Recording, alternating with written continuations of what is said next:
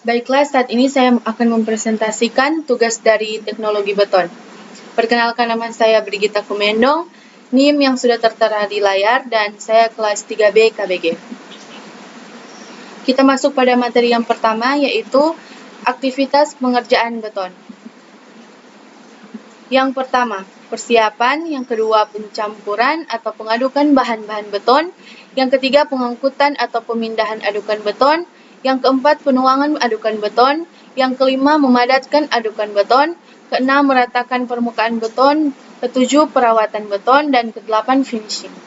Nah, itulah tahapan-tahapan penting dalam pengolahan beton yang penting untuk diperhatikan. Setiap tahapan harus dikerjakan dengan cermat supaya diperoleh kualitas beton yang benar-benar kokoh dan kuat. Selanjutnya kita masuk pada materi yang kedua, yaitu klasifikasi beton. Yang pertama, klasifikasi beton berdasarkan pembuatannya. Yang pertama, beton cast in situ, yaitu beton yang dicor di tempat dengan cetakan atau acuan yang dipasang di lokasi elemen struktur pada bangunan atau gedung atau infrastruktur. Yang kedua, beton precast, yaitu beton yang dicor di lokasi fabrikasi khusus dan kemudian diangkut dan dirakai untuk dipasang di lokasi elemen struktur pada bangunan atau gedung atau infrastruktur.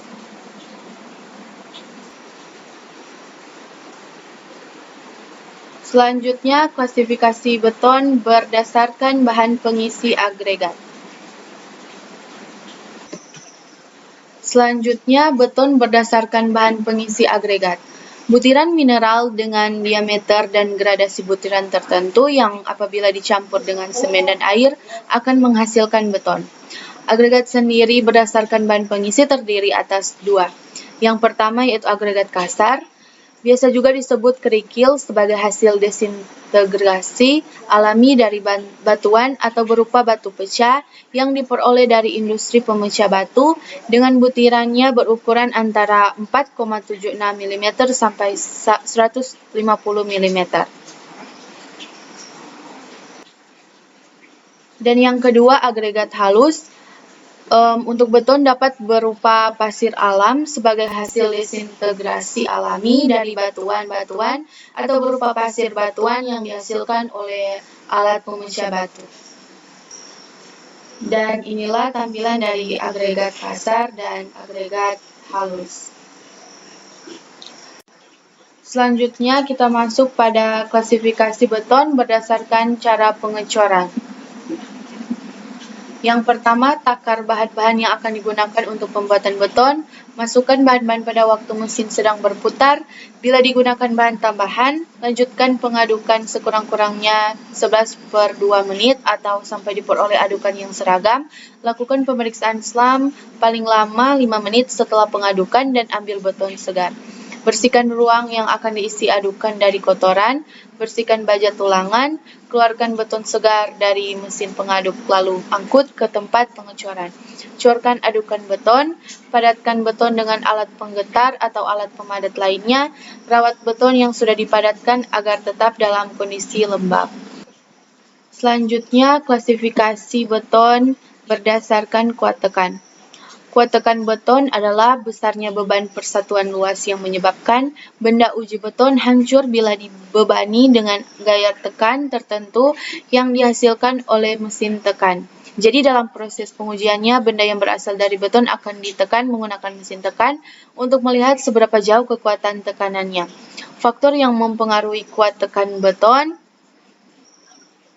Yang pertama, pengaruh cuaca buruk, daya perusak kimiawi, daya tahan terhadap haus, abrasi, bahan-bahan penyusutan beton, metode pencampuran, perawatan, pembasahan atau perendaman, suhu dan waktu, keadaan pada saat pengecoran dilaksanakan yang terutama dipengaruhi oleh lingkungan setempat. Selanjutnya, klasifikasi beton berdasarkan penulangan. Beton bertulang adalah kombinasi dari beton dan baja, di mana baja tulangan memberikan kekuatan tarik yang tidak dimiliki beton. Baja tulangan juga dapat memberikan tambahan kekuatan tekan pada struktur beton. Beton bertulang pada bangunan gedung terdiri dari beberapa elemen struktur, misalnya balok, kolom, dan pelat lantai.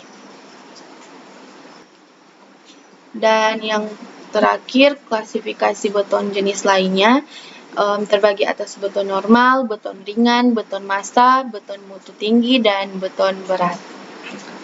Dan materi yang terakhir yaitu bahan penyusun beton. Bahan penyusun beton terdiri dari yang pertama semen. Semen Portland adalah semen hidraulis yang dihasilkan dengan cara menghaluskan klinker yang terutama terdiri dari silikat kalsium yang bersifat hidraulis dengan gips sebagai bahan tambahan. Dan yang kedua, air.